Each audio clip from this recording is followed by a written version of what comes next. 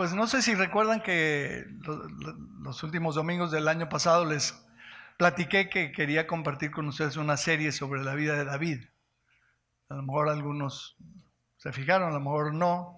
Ya comencé con un primer mensaje, no sé si recuerdan, cuando hablé de que se tituló Entonces sucedió lo inesperado, que es cuando después de haber derrotado a Goliat y de haber logrado una victoria sin precedentes para el pueblo, fue traicionado por Saúl y perseguido hasta el último de su vida, de Saúl. ¿Sí? ¿Se acuerdan de aquella prédica? Entonces hoy vamos a continuar con un segundo mensaje y vamos a completar probablemente 5. No sé si al hilo, no creo que al hilo, pero sí vamos a estar analizando cosas de la vida del rey David. Este hombre que dice la Escritura que fue un hombre conforme al corazón de Dios. Es una cosa impresionante el hecho de que Dios diga una cosa así de alguien, ¿no? Este hombre es conforme a mi corazón. Imagínate tener un corazón conforme al corazón de Dios.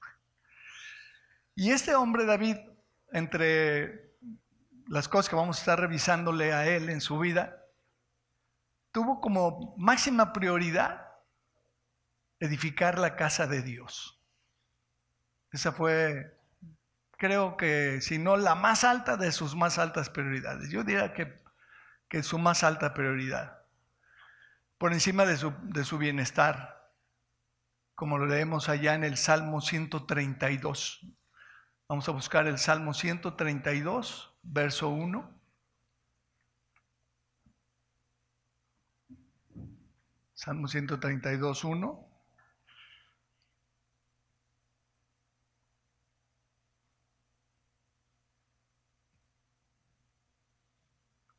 ¿Ya lo encontraron todos? Dice, acuérdate, oh Jehová, de David y de toda su aflicción, de cómo juró a Jehová y prometió al fuerte de Jacob. No entraré en la morada de mi casa, ni subiré sobre el lecho de mi estrado. Esta frase, ni subiré sobre el lecho de mi estrado, según Génesis 49:4, no lo vamos a ir a buscar, pero luego tú lo revisas si quieres, habla de lo que hizo Rubén después de haberse relacionado sexualmente con Bila, una de las mujeres de su papá. ¿Sí? Tú revisa este concepto. Lo que está diciendo aquí el rey es, no entraré en la morada de mi casa ni subiré, no tendré relaciones con mi esposa. No le voy a dar prioridad a mi vida sexual. Versículo 4, ni daré sueño a mis ojos ni a mis párpados adormecimiento. No está diciendo que no iba a dormir, está diciendo que no descansaría hasta que, ¿sí lo ves? No descansaré hasta, eso quiere decir que no me voy a dormir en otra cosa, no me voy a distraer con otra cosa. Hasta que haya lugar para Jehová, morada para el fuerte de Jacob. Entonces, como digo, David tuvo esta máxima prioridad, de edificar la casa de Dios. Él quería hacer esto de todo su corazón, pero Dios no le da el permiso para hacerlo. Vamos a leer este relato allá en 1 Crónicas 22. 1 Crónicas 22. Desde el verso 1. Y dijo David, aquí estará la casa de Jehová y aquí el altar del holocausto para Israel. Tú puedes después leer en el capítulo anterior el contexto. Versículo 2. Después mandó David que se reuniese a los extranjeros que había en la tierra de Israel y señaló de entre ellos canteros que labrasen piedras para edificar la casa de Dios. Canteros es el que sabe manejar las piedras de cantería, se llaman, ¿no? Versículo 3. Entonces, asimismo, preparó David mucho hierro para la clavazón de las puertas. Hierro, si conocemos el hierro todos, ¿no? Y luego dice, y para las junturas, o sea, las bisagras, digámoslo así, y mucho bronce sin peso. ¿Cuánto bronce? Sin peso. Y madera de cedro, 50, toda la que quieras. Porque los sidonios y tirios habían traído a David abundancia de madera de cedro. Y dijo David, Salomón mi hijo es muchacho y de tierna edad, Y la casa que se ha de edificar a Jehová ha de ser magnífica por excelencia. ¿Ves cómo lo veía David? ¿Cómo entendía él esto que había que construir? Si esta casa tiene que ser, se tiene que hacer con excelencia, porque debe ser magnífica, debe ser una casa increíble, para renombre y honra en todas las tierras. Ahora pues, yo le prepararé lo necesario. Y David antes de su muerte hizo preparativos en gran abundancia. Llamó entonces David a Salomón su hijo y le mandó que edificase casa a Jehová, Dios de Israel. Y dijo David a Salomón, versículo 7, Hijo mío, en mi corazón tuve el edificar templo al nombre de Jehová mi Dios. Mas vino a mí palabra de Jehová diciendo, tú has derramado mucha sangre y has hecho grandes guerras. No edificarás casa a mi nombre, porque has derramado mucha sangre en la tierra delante de mí. He aquí, te nacerá un hijo. O sea, ¿cuándo se lo dijo Dios? Antes que naciera Salomón, por supuesto. Te nacerá un hijo, el cual será varón de paz, porque yo le daré paz de todos sus enemigos en derredor. Por tanto, su nombre será Shalom, Salomón.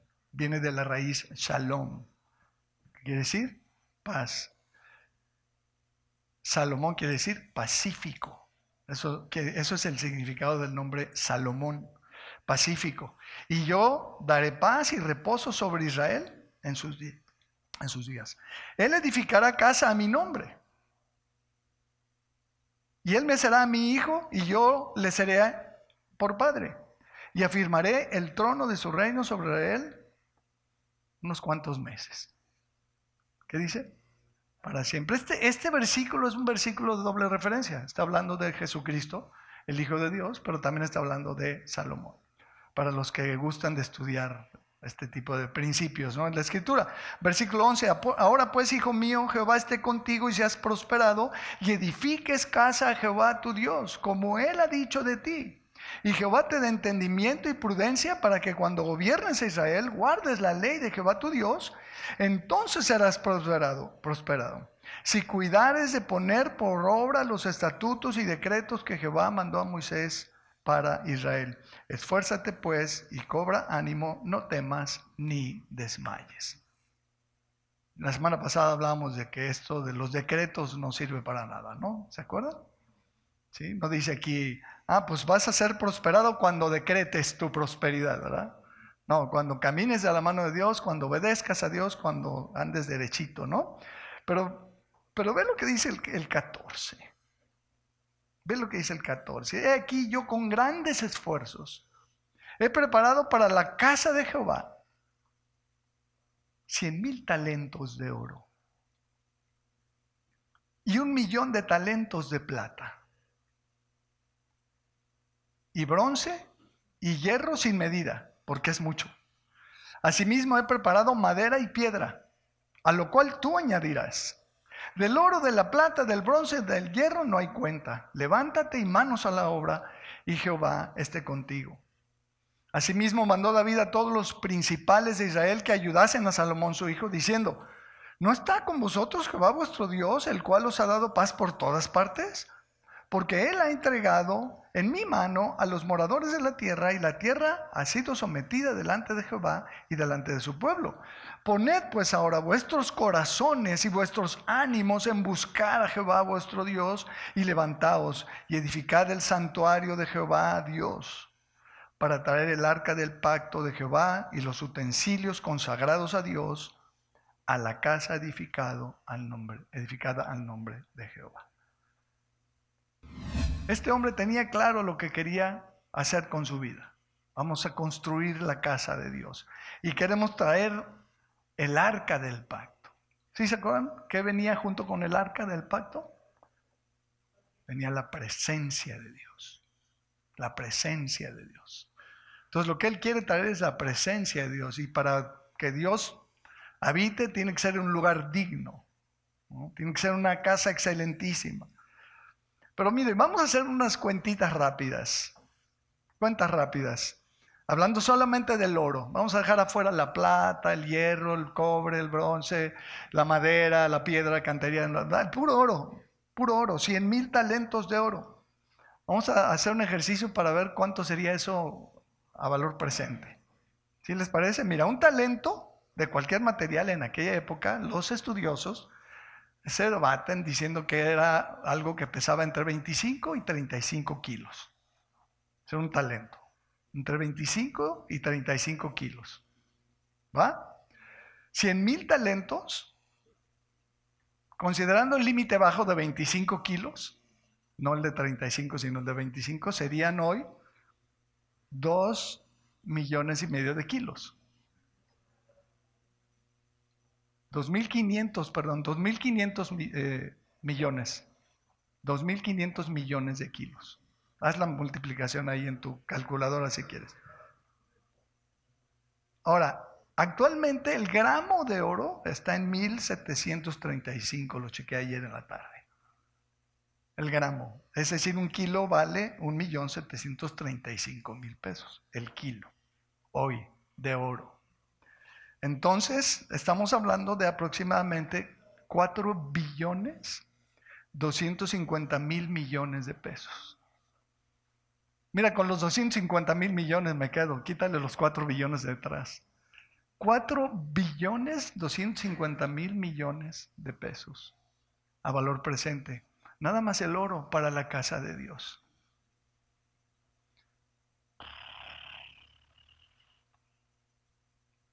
Lo sorprendente de esta historia y de todos estos números y de todos estos datos es que Dios consintió y estuvo de acuerdo que el pueblo de Israel le edificara esta casa, sabiendo que unos años después, un día, esa casa sería destruida por Nabucodonosor.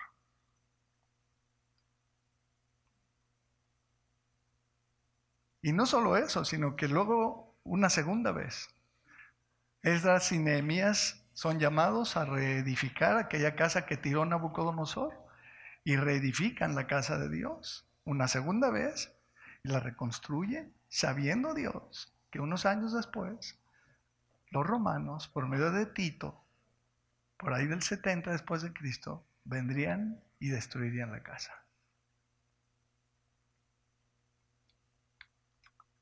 ¿Qué no pudo Dios haber evitado? Todo este trabajo y todo este esfuerzo y todos estos recursos. Pues sí podría, ¿no?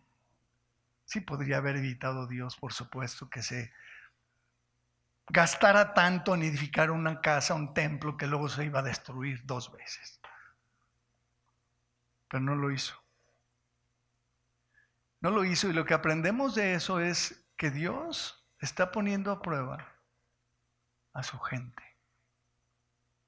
para que se haga manifiesto y se hiciera manifiesto lo que había en el corazón de su pueblo. Porque el Señor dice después por allá en Hechos 17, si no me equivoco, que Dios no habita en templos hechos de manos humanas. De Dios, los cielos de los cielos no lo pueden contener. O sea, Dios no necesita un lugar.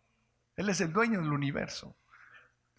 Entonces no necesita un lugar. Pero ¿por qué entonces puso al pueblo a hacer todo esto y les dio el diseño y las medidas y los materiales y les dijo el detalle de todo cómo había de ser? Y los hombres tuvieron que entregarse a eso. Y el principio que está en juego es el principio del que habló el Señor Jesucristo en Lucas 12:34, que dice: donde está tu dinero,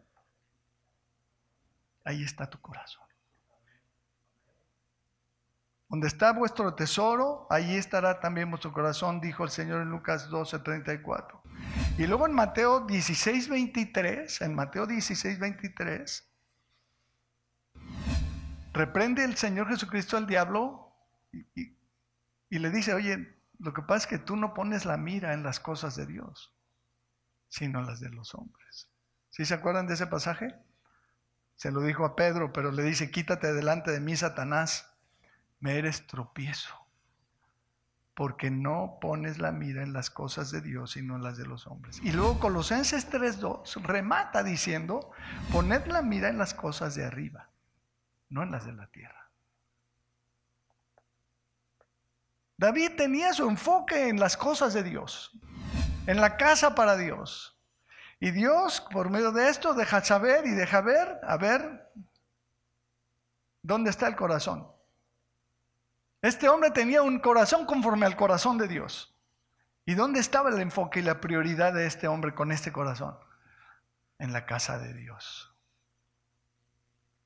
Para la presencia de Dios, para la morada de Dios. Y a lo mejor aquí tú, como buen estudioso de las Escrituras, espero que seas, estaría diciendo, ¿y eso qué con nosotros? Pues todo, porque según 1 Timoteo 3, según 1 Timoteo capítulo 3, verso 14 y 15 se nos dice que Dios todavía tiene una casa. ¿Sí sabías tú que Dios todavía tiene una casa? No está en Jerusalén. No está en Jerusalén. Aquella la tiraron y no la han reconstruido. ¿Qué dice acá? Esto te escribo aunque tengo la esperanza de ir pronto a verte, para que si tardo, le dice Pablo a Timoteo, si me tardo, necesitas saber cómo debes conducirte en la casa de Dios. ¿Qué es? La iglesia del Dios viviente. La casa de Dios hoy somos nosotros. La casa de Dios hoy es la iglesia. Columna y baluarte de la verdad, etcétera, etcétera. ¿Has pensado en eso un momento, hermano? La iglesia es nada más y nada menos que la casa de Dios.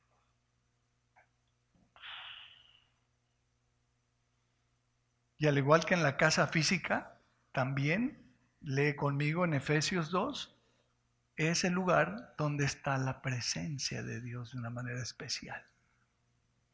Es el lugar de la morada de Dios en la tierra. Efesios 2, 19 al 22. Dice, así que ya no sois extranjeros ni advenedizos, sino conciudadanos de los santos y miembros de la familia de Dios. Y allí es donde tú dices, aleluya, ¿no? Somos miembros de la familia de Dios. Edificados, y aquí subraya edificados, estamos hablando de edificar, de un edificio, de una construcción, sobre el fundamento de los apóstoles y profetas, siendo la principal piedra del ángulo Jesucristo mismo, en quien todo el edificio bien coordinado va creciendo, dice. Este edificio va creciendo, ¿para qué? Para ser un templo santo en el Señor, en quien vosotros también sois juntamente edificados. ¿Para qué? Para morada de Dios en espíritu. El trabajo de la edificación de la iglesia, el proceso de edificación de la iglesia, la funcionalidad de la iglesia tiene que ver con crecer espiritualmente, y ese crecimiento es el que va permitiendo aquí, como dice el 22, nosotros somos edificados juntamente, ¿para qué? Para morada de Dios en espíritu. No sé si tú has percibido algo así. En nuestra iglesia, al menos yo sí, muchas veces. La presencia de Dios en nuestras relaciones, en nuestra dinámica como iglesia. ¿Sí? No puede ser más claro. ¿Qué cosa es la iglesia? La iglesia del Dios viviente. Es el templo, es la casa de Dios. Eso es la iglesia. Fíjate cómo dice 1 Pedro capítulo 2. Y hay muchos otros textos que podríamos citar, pero en esta línea con este. 1 Pedro 2, 4. Dice, acercándoos a él, piedra viva, desechada ciertamente por los hombres, mas para Dios, ¿cómo es Cristo? Es una piedra viva, escogida y preciosa. Vosotros también como piedras vivas, sed edificados como casa espiritual y sacerdocio santo, para ofrecer sacrificios espirituales aceptables a Dios por medio de Jesucristo. Está hablando de la dinámica de cómo funcionaba la casa de Dios en el Antiguo Testamento. Había todo un esquema de sacerdotes, toda una organización sacerdotal que se dedicaba a ofrecer sacrificios para Dios. ¿Cierto o no? ¿Has leído la Biblia? Espero que hayas leído el Antiguo Testamento, y si no, de vez en cuando dale una repasada. Ahí está todo el detalle descrito con puntualidad. Todo, cómo los sacerdotes tenían que hacer todo lo que hacían, cómo se tenían que vestir para entrar, para salir, se tenían que bañar antes de entrar, tenían que ponerse las cosas en cierto orden. Era una cosa impresionante, ¿no? Y aquí se nos dice que nosotros somos la aplicación espiritual de todo aquello. Todo aquello es un cuadro de lo que era o iba a ser la iglesia. Una casa espiritual y un sacerdocio santo para ofrecer sacrificios espirituales, ya no físicos. Ya no estamos llamados por Dios a ir a traer un carnero, una torta, un palomino, ¿verdad? Un cabrito, ¿no? El macho sin defecto, no. Ya eso no nos corresponde. Porque ese sacrificio perfecto ya lo hizo el Señor Jesucristo, el Cordero de Dios, que fue inmolado. Y la sangre de Él, que entró en el lugar santísimo en el cielo, es suficiente. Ya no hay que estar haciendo eso. Pero nosotros tenemos la función sacerdotal de ofrecer sacrificios espirituales, aceptables a Dios por medio de Jesucristo. Hablaremos otra ocasión de eso, pero la pregunta es, ¿qué tan interesados podríamos estar nosotros en la edificación de la casa de Dios? Esa es la pregunta. David tenía como máxima prioridad la edificación de la casa de Dios. ¿Y cuál es mi máxima prioridad en la vida? Esa es la pregunta que hay que hacerse. Como decía aquel hermano, la iglesia no tiene problemas de dinero, tiene problemas de obediencia. ¿Sí se acuerdan? La iglesia no tiene problemas de puntualidad, tiene problemas de obediencia. Así de simple, ¿no? Más allá de que muchos cristianos no le dan a Dios lo que es de Dios, pero sí le dan al César lo que es del César, porque pagan sus impuestos, porque si no los meten al bote o los multan. El creyente promedio no tiene su corazón en la casa de Dios. El creyente promedio no tiene su corazón en la casa de Dios, en la iglesia. Para muchos creyentes, la iglesia es una calamidad, es una vergüenza. Hay que ir porque no hay de otra. Pero está llena de hipócritas y de falsos, y los pastores dan asco todos. Muchos cristianos piensan así. No estoy diciendo de que tú, el saco lo traigo puesto yo hoy. No me lo puse a propósito para que tú no te lo pongas. Es lamentable la actitud que muchos cristianos tienen para con la iglesia, la casa de Dios. Y no nada más estamos hablando del tema del dinero, yo no estoy hablando de eso.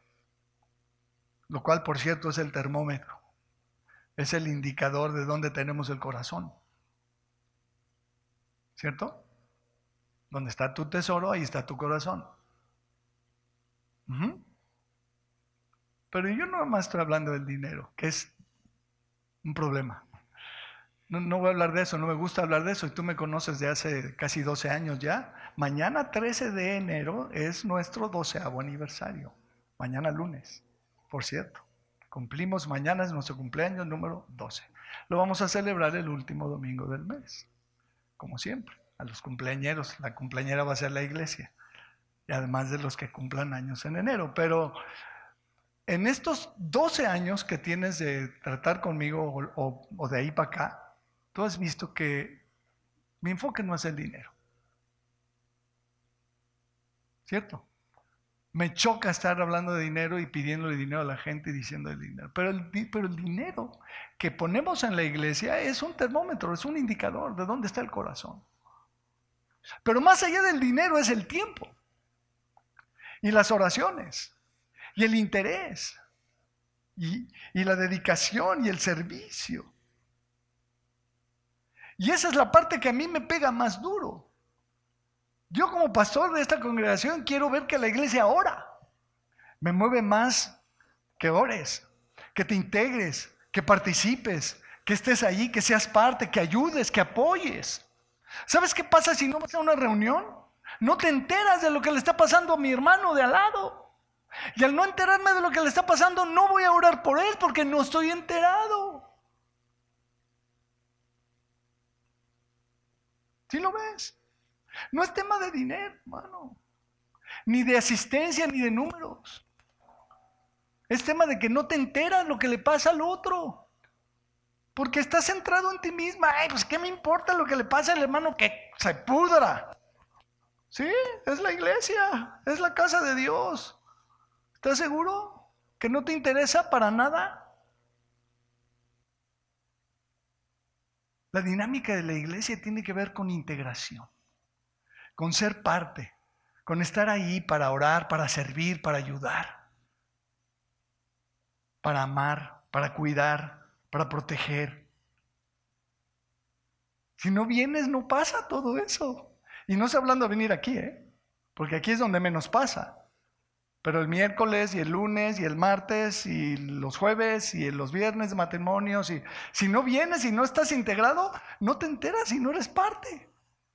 Tienes una linda religión como católica, digamos. Vienes el domingo, estás en la misa, ¿verdad? Acá es diferente, es más padre, las alabanzas son más padres. El cuate ese que habla ahí, pues ¿no? Es tu religión, es tu religión. Perdóname, hermano, que lo diga. Lo que yo quiero y intento es que te integres y que estés y que seas parte y que no faltes y que ayudes y que ames y que sirvas y que trabajes y que inviertas. No nada más el dinero.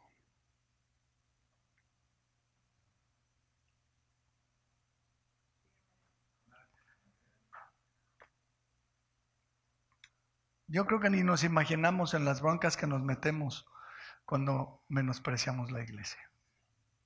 Ni nos imaginamos. Léelo conmigo en 1 Corintios. 1 Corintios capítulo 11. ¿Sí me estás siguiendo? ¿Sí vas conmigo?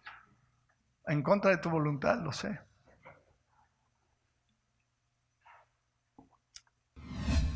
1 Corintios 11, 17.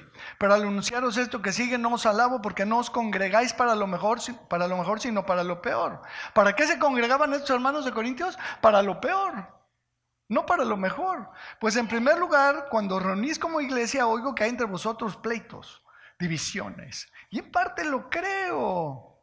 Porque es preciso que entre vosotros haya disensiones para que se hagan manifiestos entre vosotros los que son aprobados. Algunos están reprobados, otros son aprobados. Cuando pues os reunís vosotros, esto no es comer la cena del Señor, porque al comer cada uno se adelanta a tomar su propia cena y el otro se queda viendo con hambre. ¿Y otro? ¿Sí de veras dice se embriaga? En la cena del Señor se emborrachaban los hermanos. Tomaban vino tinto, no había de uva como hoy, ¿no? Refresquito. Jumex de uva, no había. Había vino tinto.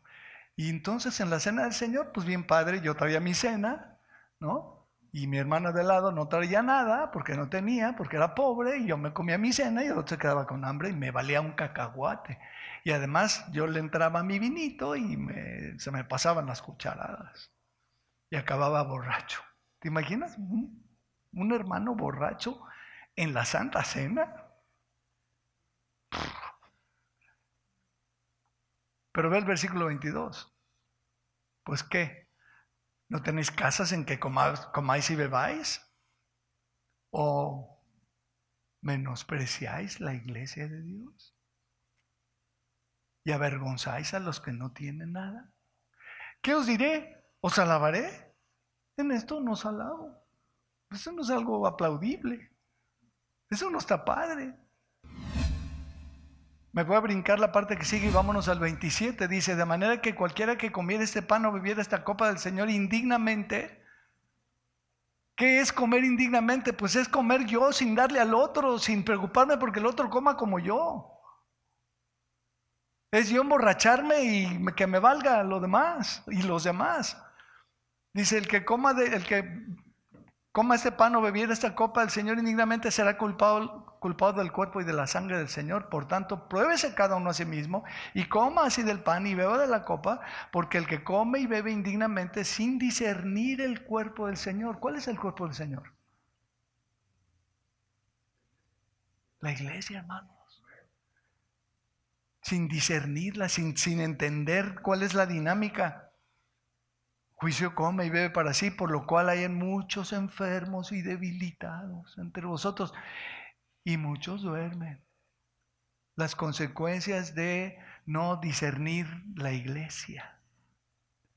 Si pues nos examinamos a nosotros mismos, no seríamos juzgados, mas siendo juzgados somos castigados por el Señor para que no seamos condenados con el mundo. Así que, hermanos míos, cuando reunís a comer, ¿de qué está hablando? Ese es el tema, ese es el contexto. Esperaos unos a otros y más allá de esperaos, compartíos unos con otros. Que no haya quien se quede con hambre. ¿Sí ves el enfoque? No estoy diciendo que eso está pasando en nuestra iglesia eso no pasa. Pero ¿sí ves de qué está hablando la Escritura? ¿Sí ves cuál era el problema de esta iglesia? Que había diferencias. Y el pobre no era atendido por los que tenían más. Esa es la iglesia. La iglesia es que nos esperamos para comer, que nos ayudamos unos a otros. Que tú no tienes, yo te ayudo. Que yo no tengo, tú me ayudas. Esa es la idea. Claro que entiendo perfecto que el contexto de lo que se usa aquí es para reflexionar y para ponerme claro de que si estoy cometiendo algún pecado me examino a mí mismo y corrijo el rumbo. Claro, todo eso está bien. Pero el enfoque aquí es versículo 33 y 34. Así que, hermanos, cuando reunís a comer, esperaos unos a otros. Si alguno tuviere hambre, coma en su casa, para que no os reunáis para juicio. Porque el tiempo no es necesariamente para satisfacer mi apetito, sino para juntos recordar lo que hizo Jesucristo en la cruz. ¿Sí estamos? Que es la parte que me brinqué. Pero mi punto, mis amados, es que el que ama a Dios también ama la casa de Dios, ama la iglesia. Entonces concluyo. Amén. A ver, un amén. Concluyo. Que este 2025 no te pierdas la iglesia. Me duele oír casos como el otro día que me dice una hermana, le estaba yo compartiendo algo, me dice, oye, ¿esto no se lo podrías compartir a tu esposo? ¿Qué crees? Se los vengo compartiendo a los esposos. Ay, es que él no viene. Pues, qué pena. ¿Eres malo? No, no soy malo. Para eso son las reuniones de varones y las de damas y las de matrimonios. Si no estás, te la pierdes. Porque efectivamente el Señor nos dice cosas en esas reuniones. Los miércoles, los lunes. ¿Cuántas oraciones no hemos visto respondidas? ¿Verdad que sí, Judith? Mira, Judith mueve la cabeza como el muñequito aquel. El Señor responde nuestras oraciones de manera impresionante.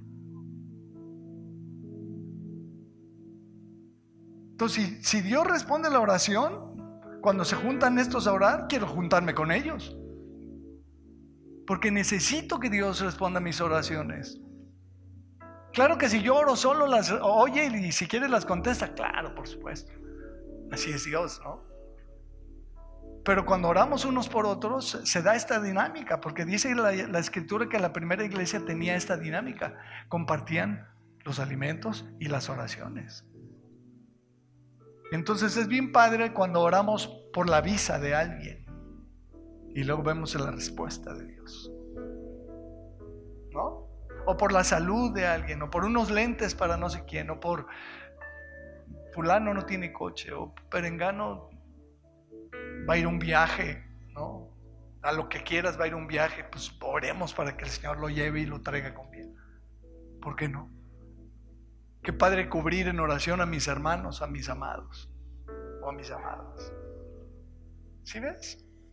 No te la pierdas. No te pierdas la iglesia. Intégrate. Intégrate, mi amado. Pongamos la edificación de la casa de Dios, o sea, de la iglesia, como una de nuestras más altas prioridades. ¿Te recomiendo algo? ¿Y lo haces? ¿Sí? Nah, no sean cuenteros. ¿Sí? ¿Lo harías? ¿Te puedo recomendar que leas 2 capítulos de la Biblia? No ahorita, en la tarde, en la noche, mañana. 2 capítulos de la Biblia. ¿Podrías? ¿Sí? ¿O tú eres de los que se desobedecen al pastor flagrantemente? Porque la Biblia dice que debes obedecer al pastor. ¿O no? Bueno, te doy una orden. Lee 2 capítulos de la Biblia, por Dios. Ageo. Ageo.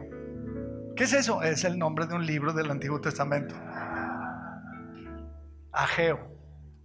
Lee, por favor, Ageo. Son 2 capítulos y ubica el tema de la casa de Dios. Como Dios le dice a su pueblo, le dice: oye, ¿estás seguro que es más importante tu casa que la mía? ¿Tú qué crees? ¿Qué es más importante, tu casa o la de Dios? ¿Mi casa o la de Dios? Pues en teoría debiera ser más importante. Pero si no la atiendo y no la pelo y no me integro y no hago nada con relación a la iglesia, entonces no es cierto que su casa es más importante para mí. Mi casa es más importante y no me la toquen. La iglesia que se la lleve el tren, pero a mi casa no me la toquen. Y le dedico tiempo y dinero y le hago y le torno y le muevo y le hago y la limpio todos los días. ¿O no? ¿Tú no limpias tu casa? No, ya no estamos conociendo, ¿no? Hay que limpiar la casa, hermano. Primero lo de adentro y luego lo de afuera, ¿no? Y la iglesia, nada, pues que esté sucia, no me importa. Y no estoy hablando del edificio, estoy hablando de lo espiritual. De no murmurar entre nosotros, de no criticarnos, de no juzgarnos, de no rechazarnos, de no... ¿Sí me explico?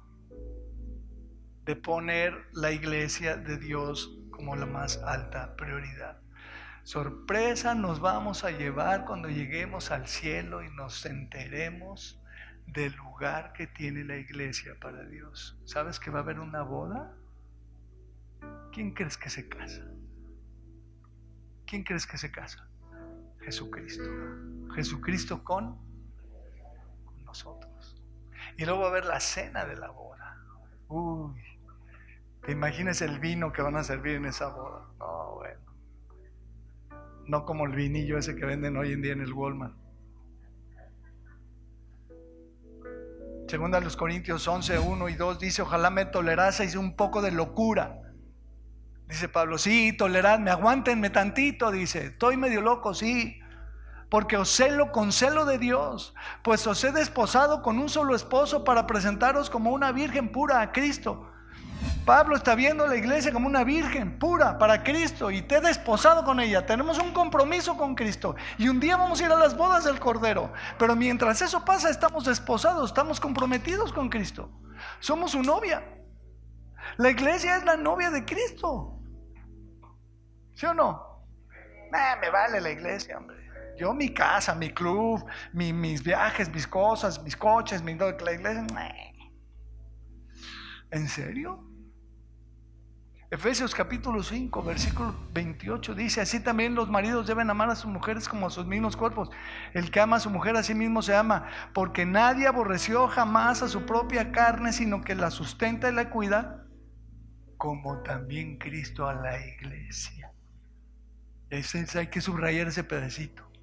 Como también Cristo a la iglesia. ¿Sabías que Cristo cuida de la verdadera iglesia de Él? Él la cuida. Porque hay iglesias que no son, aunque digan ser. ¿Sí sabías eso? Y hay pastores que no son, aunque digan ser. Y hay diáconos que no son, aunque digan ser. Y hay ministerios que no son de Dios, aunque digan ser. Esa es la verdad. Esa es la verdad. Dice aquí esta escritura: porque somos miembros de su cuerpo, de su carne y de sus huesos. Por esto dejará el hombre a su padre y a su madre y se unirá a su mujer, y los dos serán una sola carne.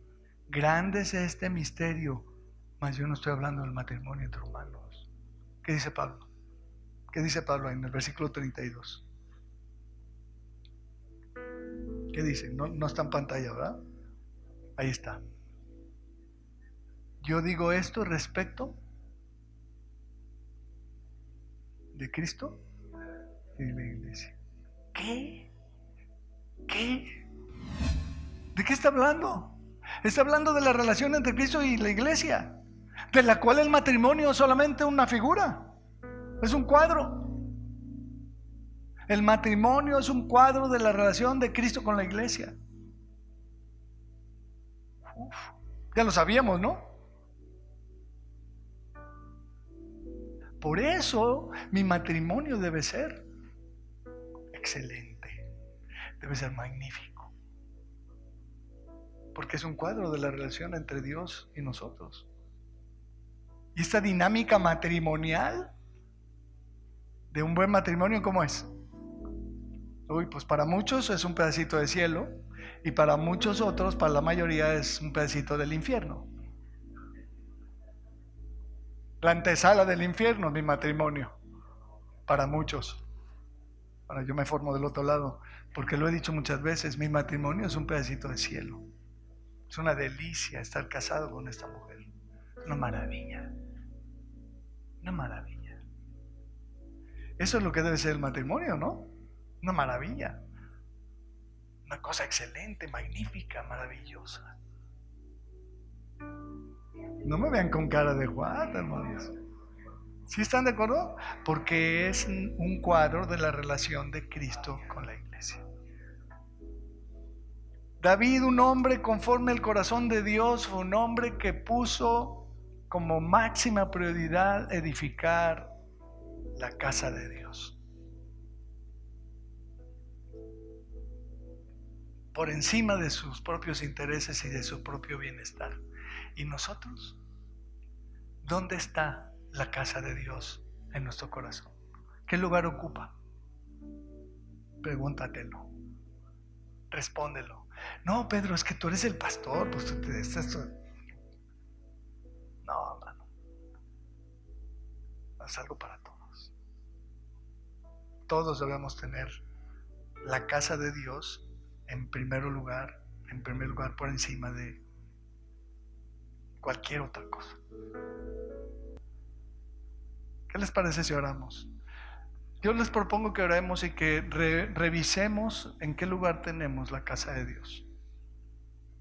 Necesitamos que te integres, hermano, más, que vengas, que estés, no porque vengas, no por tener más asistencia, no, es para que tú te integres y para que todos recibamos la bendición de que te integres, porque lo que tú puedas aportar puede llegar a ser de gran bendición para los demás.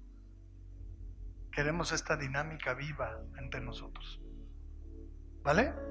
Entonces, tú que no vienes a nada, ni a las células, ni a las reuniones, nada, esto es para ti. Piénsalo, revísalo, reconsidéralo, ¿sí? Y si estás flojito y vienes de vez en cuando, ya 20-25 no voy a faltar, voy a estar siempre, no me la voy a perder.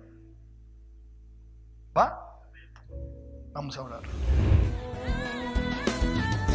Quiero ser un reflejo de tu amor. Moldéame a